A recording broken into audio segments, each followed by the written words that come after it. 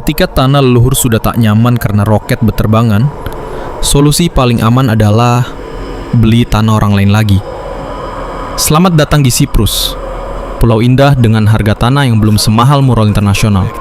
Warga Israel datang bukan bawa senjata, tapi bawa koper penuh euro, proposal resort, dan peta lokasi sekolah Zionis. Mereka bilang kami hanya ingin ketenangan, tapi warga lokal bertanya, tenang untuk siapa? Untuk kami atau kalian? Di Larnaca dan Limassol, tanah ludes diborong. Gated community dibangun, tapi hati warga lokal makin terkunci. Partai Akel teriak, ini bukan investasi, ini infiltrasi. Tapi pemerintah diam. Mungkin sibuk menghitung pajak properti dan bonus akhir tahun. Dulu penjajahan datang lewat kapal. Sekarang cukup booking lewat agen properti. Dunia sudah canggih. Pendudukan kini legal. Asal ada deposit minimal 300.000 euro.